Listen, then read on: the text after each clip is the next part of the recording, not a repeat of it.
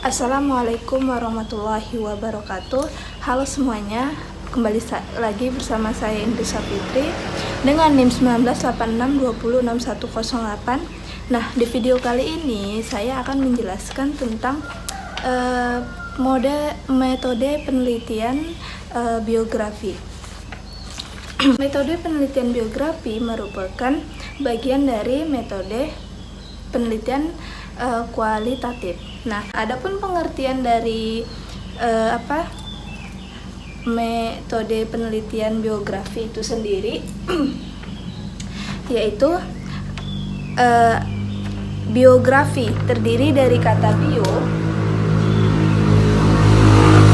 dan grafi. Bio ini artinya hidup, dan grafi ini artinya penulis. Nah, jadi secara makna kebahasaannya adalah biografi itu tulisan tentang kehidupan seseorang. Ada di sini menurut Denzi dan Lee Collin, dia menjelaskan bahwa penelitian biografi adalah sejarah tertulis tentang kehidupan seseorang. Sedangkan Creswell menjelaskan bahwa metode penelitian adalah sejarah hidup serta pengalaman individu yang dituliskan dengan cara mengumpulkan dokumen-dokumen dan arsip-arsip yang bertujuan untuk mengungkapkan pengalaman menarik yang dapat mempengaruhi kehidupan seseorang. Nah, itulah pengertian tentang metode penelitian biografi. Nah, penelitian biografi ini terbagi dari beberapa bentuk. Yang pertama ada biografi, yang kedua ada autobiografi, yang tiga ada prosofografi dan memoir. Nah, yang pertama kita bahas tentang biografi. Nah, biografi ini merupakan sejarah hidup seseorang yang ditulis oleh orang lain. Jadi biografi ini menuliskan cerita hidup seseorang yang ditulis atau diangkat oleh orang lain. Sedangkan autobiografi adalah sejarah hidup seseorang yang dituliskan oleh dirinya sendiri. Jadi dia menceritakan kehidupannya dan dia juga menuliskan cerita tersebut. Yang ketiga prosofografi. Nah, prosofografi ini adalah biografi kolektif. Artinya biografi beberapa orang yang secara terkait di dalam rangkaian sejarah itu yang dituliskan oleh orang lain. Jadi prosofografi ini tidak hanya satu orang, tetapi di dalamnya itu banyak seseorang yang dituliskan oleh satu orang. Yang terakhir yaitu memoir. Nah, memoir ini yaitu ditulis sendiri. Apa bedanya memoir dengan ketiga bentuk ini? Memoir ini berupa memori.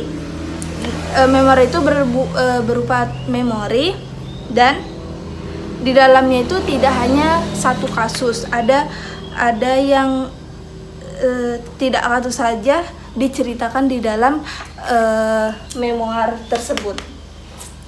Nah, kita lanjut ke tahapan-tahapan pelaksanaan penelitian biografi. Yang pertama ada tahap kehidupan subjek. Adapun penjelasan dari tahap kehidupan subjek ini, nah yang mana kita harus mengetahui siapa yang akan kita teliti. Yang kita teliti ini berupa orang biasa, orang penting, adapun orang marginal yang memiliki rasional mengapa orang itu layak untuk diteliti. Tahapan pertama, tahapan penyusunan kehidupan subjek ini kita harus menyusun tahapan mulai dari misalnya contoh kita ingin meneliti Soeharto. Nah, kita teliti, kita cari tuh subjeknya, misalnya mulai dari dia anak-anak, remaja, dewasa, dan memasuki usia tua. Nah, itu yang kita susun sedemikian rupa. Yang kedua, wawancara atau berfokus pada kisah. Nah, wawancara ini bukan tentang pemikiran, tetapi kisah itu yang diwawancarai. Nah, apabila tokoh itu sudah meninggal, kita bisa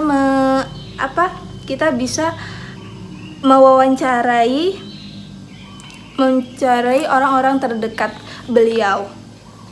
Nah, yang ketiga yaitu penyusunan tema kisah. Penyusunan tema kisah ini merupakan hasil dari wawancara tersebut. Yang dari hasil wawancara itu barulah kita menyusun tema kisahnya. Nah, hasil wawancara tersebut barulah kita susun tema-tema kita. Misalnya dari kisah Soeharto tadi, kita susun mulai dia menjadi TNI, contohnya kan mulai dia menjadi jenderal sampai dia menjadi seorang presiden. Nah, itulah yang disusun dalam tema kisah tersebut. Yang keempat yaitu mendalami cerita setiap tema.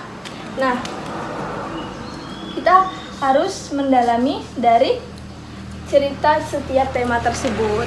Nah, dari tema kisah tadi kita kembangkanlah cerita setiap tema yang tadi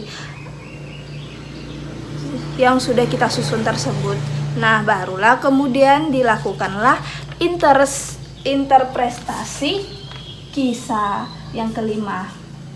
Lanjut kita ke interpretasi kisah. Nah, di interpretasi ini maksudnya adalah memasukkan pikiran-pikiran kita yang kita terhadap kisah-kisah tersebut, baik dalam penjabaran, penjelasan, pemaknaan, dan segala macamnya. Nah, interpretasi ini bisa diikutsertakan bagaimana sudut pandang interaksi